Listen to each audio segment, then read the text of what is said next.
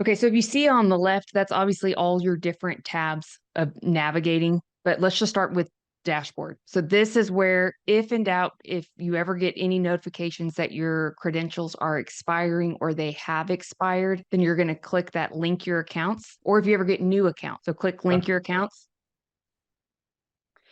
And then see where it says default, and there's some that are checked and there's some that aren't. But Okay. this default is when you go to make a post and you drag and drop. If you choose the default accounts, these are the default accounts. I usually uncheck all video accounts, like your YouTube, which is currently unchecked. Keep scrolling down. Do you have TikTok? No. No. Okay. And then your personal Facebook, you always want to make sure is unchecked as well, because it'll always say failed. So see how you have your business one below and then you have your personal one. So until they open the API, which, did you know that Facebook now allows you to have business mode on your personal Facebook profile? Did you know that? No.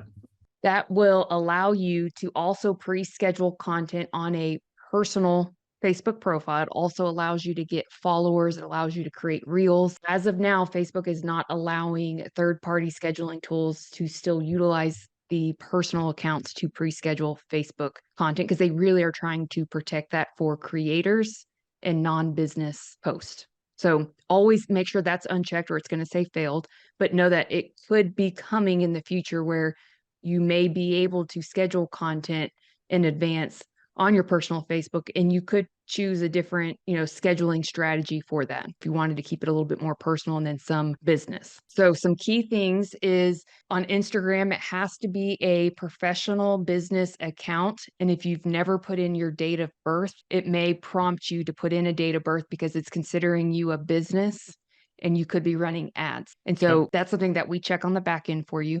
It will not let us post to creator accounts. So it's kind of a bummer, because the creator accounts, you have more flexibility of being able to use trending audio, repurposing some memes from like movies and videos. That's technically not licensed content that businesses are not supposed to be posting. Just know if you see something and you're like, wait a minute, why don't I have that same trending audio that's available? It's probably because you have a business professional account, which honestly is what you should have. Because if you do go to run ads, or the fact that you are using it as a business, if you break their policies, they will shut your account down. And I have clients that will send me their videos like, how is this person getting away with using, these movie clips? I'm like, well, because they have a creator account, and as soon as Instagram catches wind, they will definitely be, warned and then shut down. You're not supposed to do it. Yeah. You can have unlimited groups and unlimited Facebook pages. Again, you may have different content strategies that you set up, which I can show you the schedules. But if you wanted to have like the mortgage classroom for your alumni clients,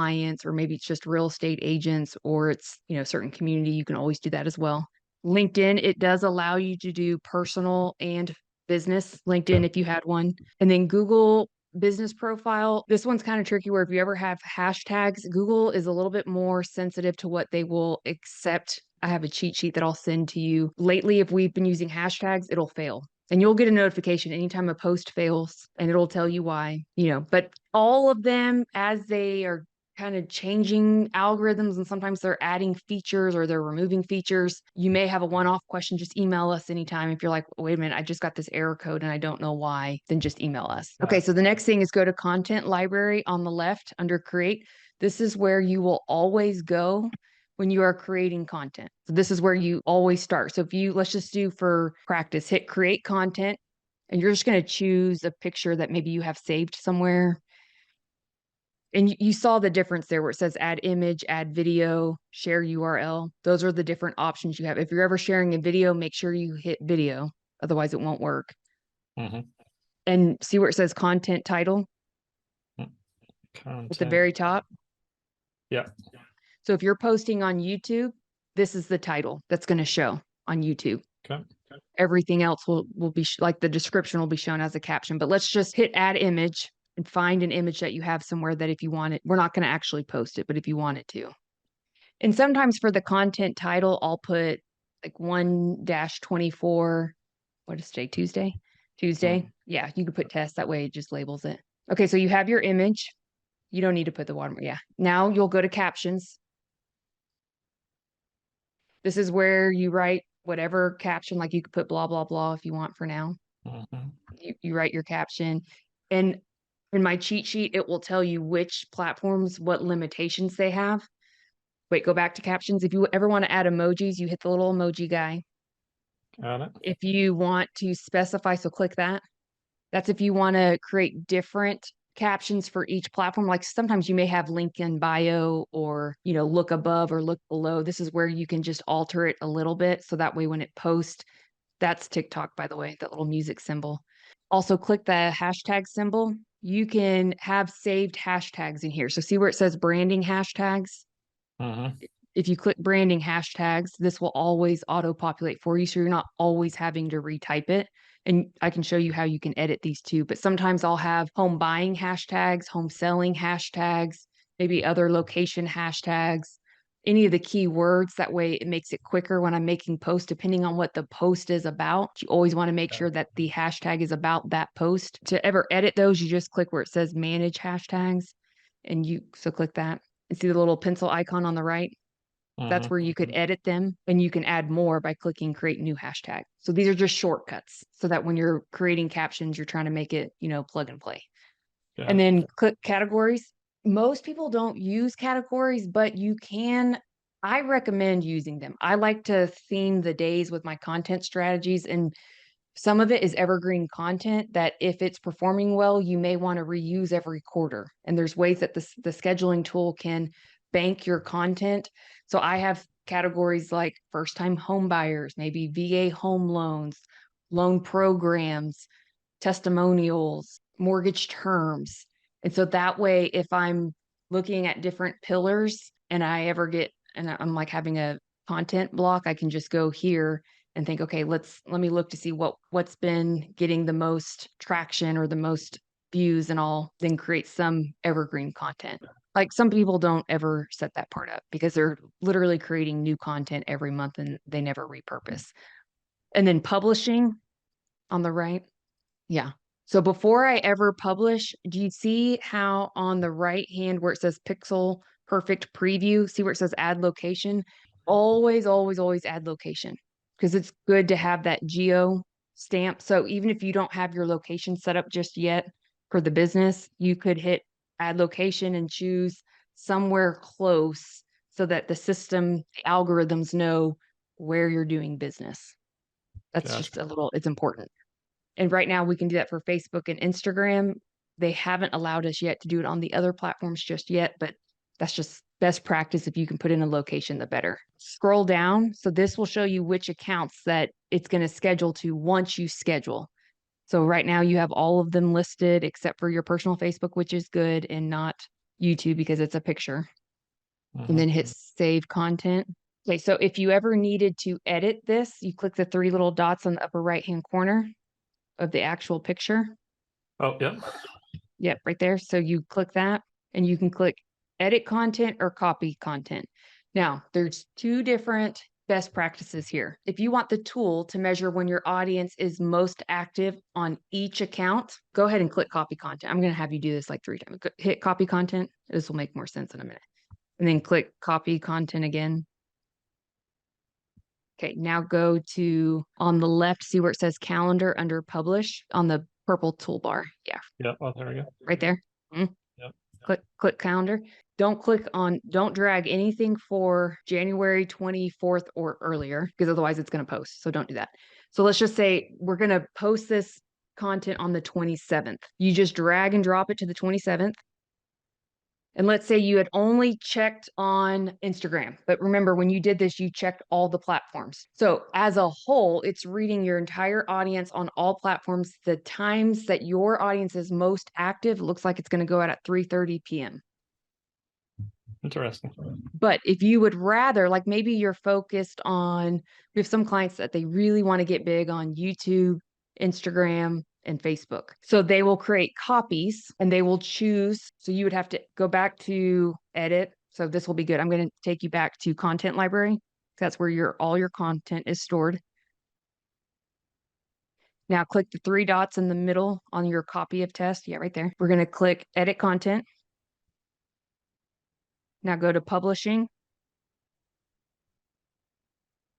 Scroll down and only check Instagram. Let's remove all the other checks.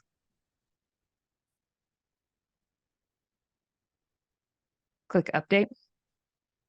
Now go to the copy of test, the one to, yeah, that one. Click the 3 dots at the top right. Oh, you could have done it there too, but edit content. Go to publishing. Scroll down and let's say, is there another platform that you're kind of after right now, personally? Instagram and YouTube are kind of been the main focuses, but Okay. we can just do So- LinkedIn for this one. Yeah. And which LinkedIn are you doing? I think That's the business one? I think that's the business one. Yeah. I don't know that I got. Yeah. Because you're Also- one right above, go up 2. That looks like that one is your, so only click one of them. Yeah. Click update. Okay, so remember the one in the middle, we only clicked Instagram. The one on the far left, we did your personal LinkedIn. So now go back to calendar. And I'm just walking you through, like pretend we actually did this correct the first time. Mhm. Click copy of test, slide it over to the 27th. Do the same thing with the copy of copy. So it looks like on Friday for this type of post, this is the difference if you do it individually. Your audience is most active on Instagram for this post type with the caption and the number of hashtags you used. The artificial intelligence is reading that your most active time for visibility is 11:30 a.m. And it does this automatically on any post type that you create. It could be a long video, short video, long caption, short caption, hashtags, no hashtags. You never have to read all of that. You just drag and drop. And if it's important to you to do it individually for each platform, or maybe only the main ones that you really care about right now, then I would do those individually. Because look at your LinkedIn, 5:45 a.m., which doesn't surprise me on LinkedIn. But do you see the difference where if you just did all of it all at once, which is the shortcut, it'll all go out on all platforms at 3:30. Now, sometimes where you edited the content and when you choose to schedule, like on the holiday post, I usually like those to go out at 8 a.m. Not that that's when there's the most visibility, because there's not, but I have clients that get upset if it's a holiday and that post doesn't go out till like 5 p.m. And I'm like, well, nobody's seeing it at 8 a.m., but whatever.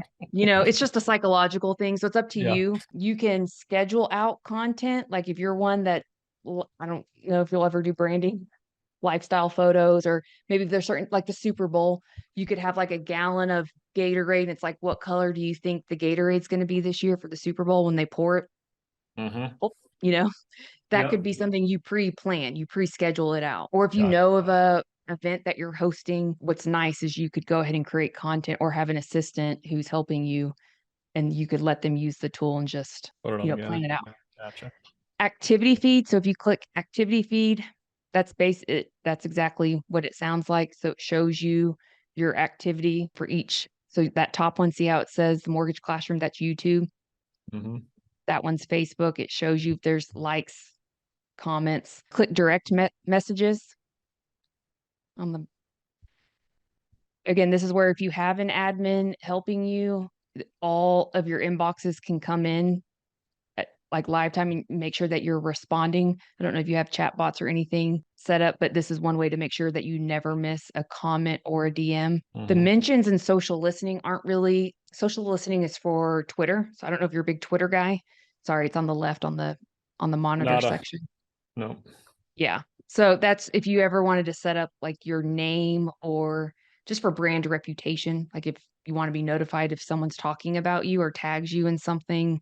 Sometimes you can even put in, I'll have Altos research sometimes where, I just want to be updated on anything that I could use as content. Speaking on that, if you go back to create where it says recommendations, this is also, and I put in a few keywords for you. You can always remove by hitting the X or add more terms. But if you scroll down, these are different news articles that could help you with content ideas. If you ever have content block and you're like, all right, what's going on in Iowa? Or, you can keep scrolling for quite a bit, or you could remove some of those. Like if you just wanted, what is the Tim Lamb group right there?